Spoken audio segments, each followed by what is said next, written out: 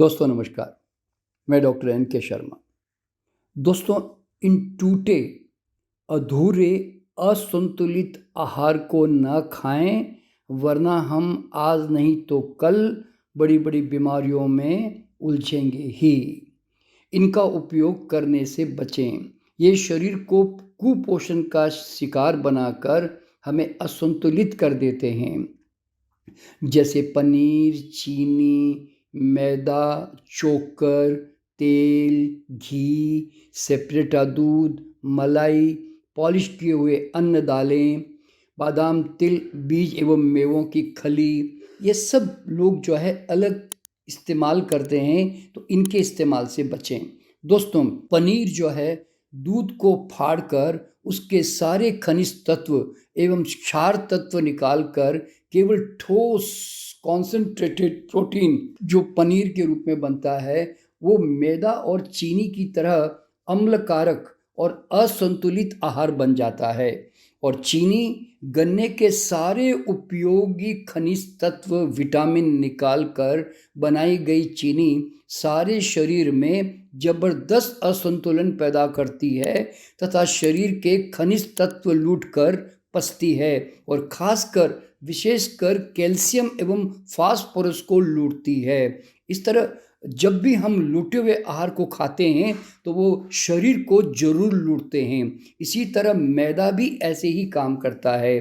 चोकर निकालकर स्टार्च रूपी मैदा एक चिपकने वाली लई है जो चीनी की तरह शरीर को खोखला करती है और कुपोषण का मुख्य कारण बन जाती है। दोस्तों, इसी तरह कई लोग चोकर खाना पसंद करते हैं। दोस्तों, अकेले चोकर में खनिज तत्व एवं रेशा होने के बावजूद ये शरीर के लिए अनुपयोगी है। एक बार उपयोग करने के बाद जीवन भर इसका उपयोग आवश्यक हो जाता है और न लेने पर जबरदस्त कब्ज हो जाती है। पूर्ण गेहूं खाना ही संतुलित आहार है। चोकर की आदत एनीमा की तरह आदत बन जाती है, फिर सामान्य गेहूं से पेट साफ नहीं होगा। इसका औषध रूप में ही इस्तेमाल करें, नियमित रूप से नहीं।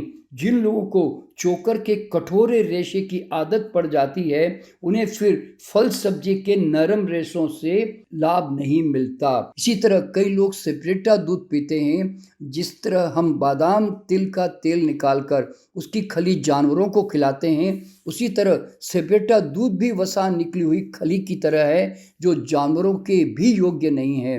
दूध की क्रीम या मलाई निकालने से यह एक असंतुलित आहार हो जाता है और वसा के अभाव में दूध का प्रोटीन एवं कैल्शियम शरीर में अच्छी तरह आत्मसात नहीं होता और प्रोटीन का 20% भाग बढ़ जाता है और कैल्शियम जो है उसका अवशोषण नहीं होता। ये बच्चों के लिए भी और बड़ों के लिए भी निष्कृष्ट आहार होता है।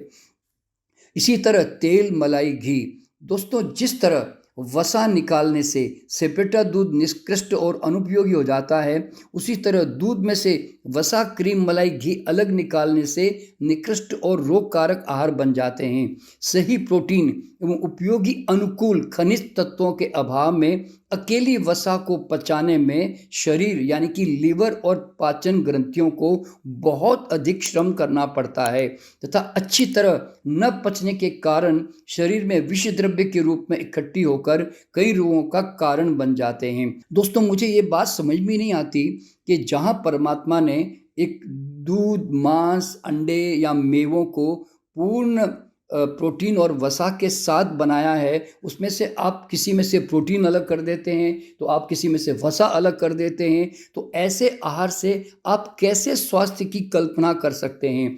प्रकृति में अकेली वसा, अकेला स्टार्च, अकेली शर्करा, अकेला प्रोटीन या अकेला खनिज तत्व पचाने की कोई भी सुविधा नहीं है। आहार में निहित पूर्ण संतुलन होने पर ही ये सरलता से और आसानी से पचते हैं।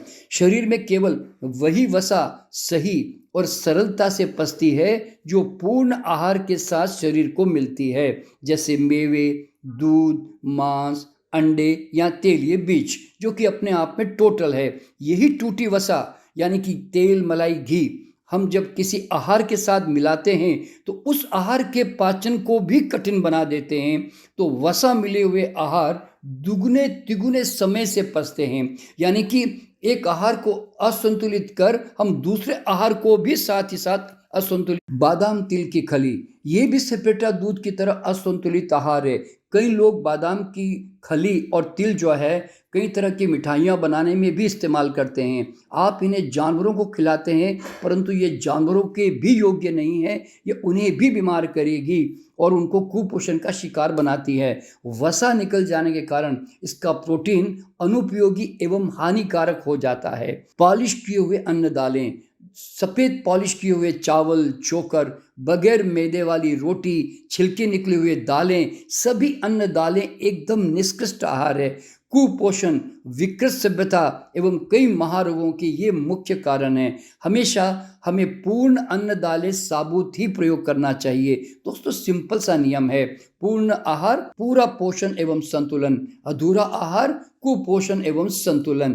तो प्रकृति के बनाए गए आहार एवं संतुलन में आग और मशीनों द्वारा छेड़छाड़ न करें, वह अपने आप में पूर्ण है। तो दोस्तों, पूर्ण आहार खाने की आदत डालें। ये टूटे हुए, आधे अधूरे, फ्रेगमेंटेड फूड से आप ना तो रोग मुक्त हो सकते हैं और ना आप स्वस्थ रह सकते हैं। कोशिश करें कि आप इनको कम से कम खाएं या आप इनसे बच जाएं। तो चलिए, मैं आपसे विदा लेता हूं। मैं फिर आऊँगा अगले वीडियो में एक नया विषय लेकर।